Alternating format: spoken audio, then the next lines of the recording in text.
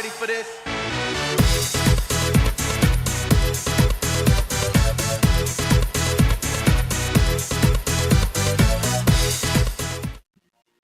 With the national anthem on, the Eagles are officially ready to play ball.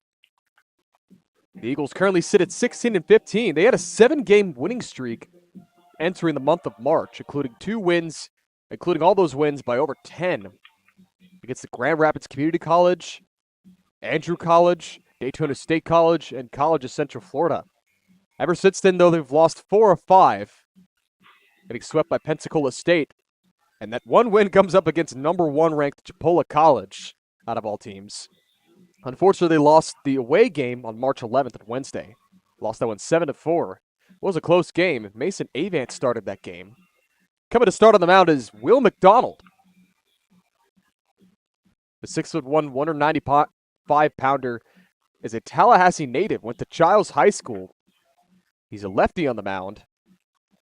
And he played a lot of outfield last season, but this season he's been specifically pitcher. But to 35.1 innings played, he has 43 hits allowed, 25 runs, 18 of them earned, 11 walks to 37 strikeouts, and 2 home runs. He's got a 4.58 ERA and 9.42 strikeouts for every 9 innings. So far, though, he has just a 1-5 record, so he'll be looking to improve on that. TSC entering 16-15 into this matchup. Meanwhile, Gulf Coast entering 14-12. With their first batter up, it'll be Andrew Johnson. Johnson is an experienced member of the squad. He was part of last season's squad that made it all the way to the FCSAA semifinal. They were first in the Panhandle Conference, one of 3 teams to make the FCSAA playoffs, and they finished 3rd in the tournament. Andrew Johnson will step up, though. The 6', 180-pound sophomore left-handed batter also throws right. He'll take a look at a ball that's about chest high, and it's now 1-0. So far this young season, Johnson, through 49 at-bats, has 14 singles, a double, a triple, 7 strikeouts, no walks. And he'll look at one that is just a little in there. It'll be strike 1. But Johnson also has 6 hit-by-pitches and 3 RBIs. McDonald deals. This is over the other way. This is over towards second. Spiker grabs it on one hop, throws the first, and he got him. Great stretch by Cade Colbreth to get the out there. Going around the diamond for Tallahassee State. At first is Cade Colbreth. At second is Daniel Spiker. At shortstop is Eric Fernandez. Nate Dietz is at third base. And there's a challenge by the manager for Gulf Coast. Tyler Younger, entering his 4th season with the Commodores, is disputing whether or not he's out, and no, the call will not be overturned. So Johnson will be ruled out. And that will make way for the next batter, the catcher, Bray Touchdown, another experienced member of the squad. We'll take a look at a ball that is near the feet. It'll be ball 1. Touchstone is a 5'10", 220-pound righty sophomore from Cantonment, Florida. Went to Tate High School. And that one a little bit further down. Again, it's 2-0. Through 96 at-bats, Touchstone has 20 singles, 8 doubles, and 7 home runs. He's got a .667 slugging. And he fouls this one away.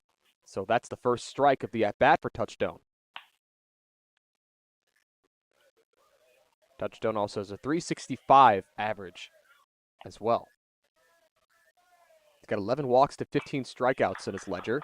And oh, he just check swings that foul. That's an unlucky circumstance where your bat's too close to the ball when you check swing, so ends up rolling foul. Sometimes it goes into fair territory. We've seen that before. 2-2 to Touchstone. This is slapped hard and out of play as that one trickles all the way towards the tarmac out there. Excuse me, the tarp. And it's still 2-2. McDonald deals 2-2. Is popped and fouled again. This will be behind us.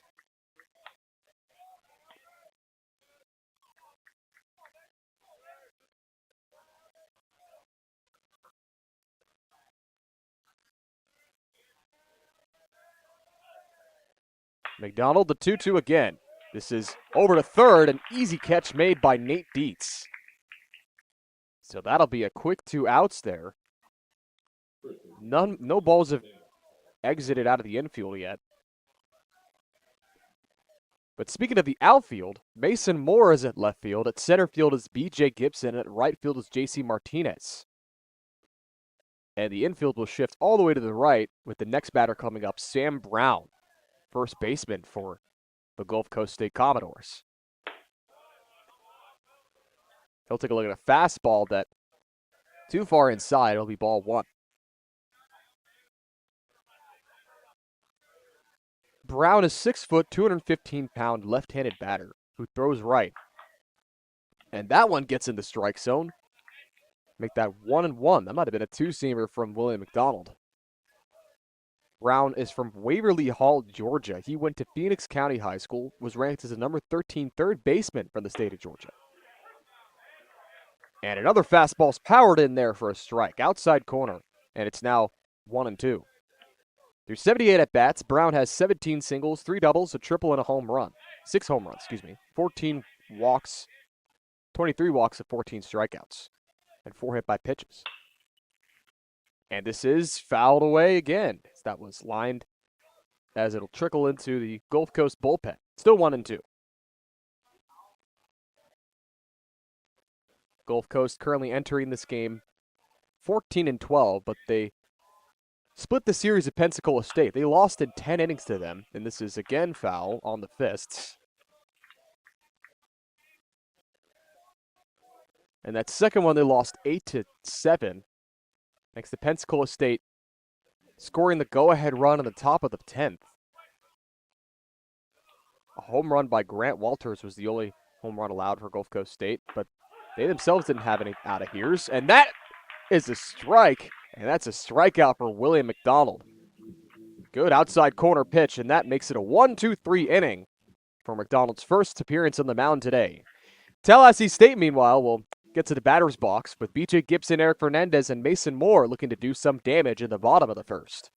We'll be right back with a quick break beforehand. I'm Owen Hillman, and you're watching Tallahassee State Baseball at Eagle Park.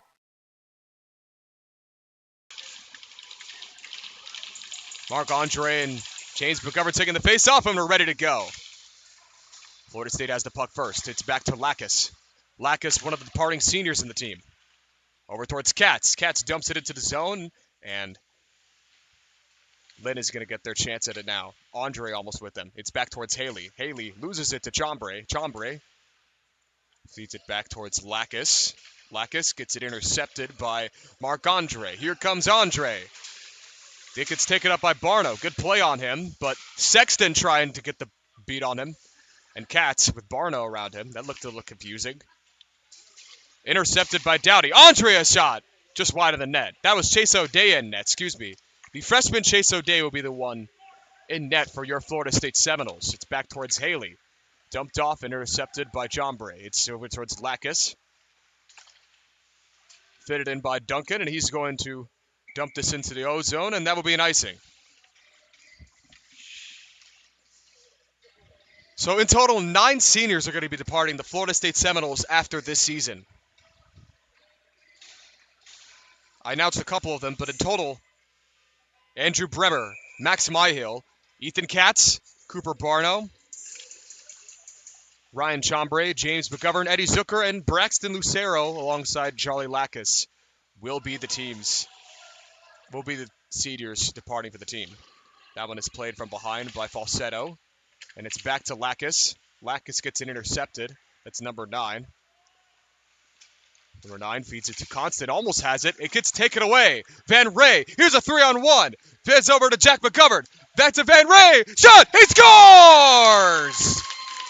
What a start to senior tonight as Jai Van Ray puts it from in deep, and Florida State is up 1-0. Brothers in Phi Mu Alpha wear their jerseys to represent their loyalty to the fraternity. But to brothers, the jersey means more than just the letters in the front. It's a symbol of character. If you wear it, you are a Sinfonian. What's going on? I'm Owen Hillman with WVFS Tallahassee here with John Michael Gillenborg. I was just saying, I heard that you were a basketball star up until your senior year of high school where you chose football. What was the story behind that? All right, final question. I did hear that you're a Marvel fan from somebody. So if you wouldn't mind giving like your top 5 Marvel movies. It's Northwest. Indeed. And in that game against Chipola, Mason Moore hit a 3-run home run for the game-winning runs in that one on a 3-0 count. What was your message to Mason Moore after that at bat? You know, we work on it all. Welcome, everybody, to the first episode of the Gritz Blitz podcast. I'm Owen Hillman here with my brother and co-host Grant Hillman. Grant, today I'm rocking a Jalen Carter jersey because we saw a exciting nail-biter from Georgia this weekend. Yes. Yes. Really sick. We saw them beat an SEC rival, and now they're moving up to 13-1. This team rocks, man. What do you think? Man, I'm feeling good. We're ranked. Yeah, we're finally ranked for the first time. If you guys couldn't check, I'm talking about the Georgia men's basketball team. They beat the 9-5 Auburn Tigers in overtime, 104-100. And while the Tigers are 9-5, they're still a very formidable team. But the Georgia Bulldogs move up to the 18th spot. Unfortunately, the victory was short-lived as the Bulldogs lost their second game to the SEC champion Florida Gators on January 6th, going down to 13. And it was an ugly one. Yeah, it was a pretty ugly one. Loss. They blew they were down to like 15 there. It was pretty crazy. Yeah, not good. Yeah, well, it was still a great win, and the basketball program seems to be destined towards March. Unfortunately, that is not the only thing important in the school of Georgia. The Georgia football team. Oh, man. The Georgia football team ended their season right at the start of the new year with a heartbreaking loss to the Ole Miss Rebels. The NFL's free agency cycle officially kicked off. Legal tampering period was from Monday to Wednesday. That was March the 9th to March the 11th. And then free agency deals officially became official. Not meaning to rap on Ian Rappaport there, but they became officially official on March the 12th. And we're now I'd say we're about 5 or 6 days into free agency, and most of the big free agents were signed. So let's just start off. We're going to split these two episodes between the AFC and the NFC because there's just a lot to talk about. So much to talk about. Let's first talk about the AFC East with the AFC champion New England Patriots. God, I hate saying that, but the Patriots, man, they swung pretty big to acquire some major needs. They got Green Bay Packers wide receiver Romeo Doubs, Jets offensive guard Elijah Vera Tucker, Ravens edge Jermont Jones, and Chicago Bears safety Kevin Byard. These are all big names, but which one of these players excites you the most out of all of them?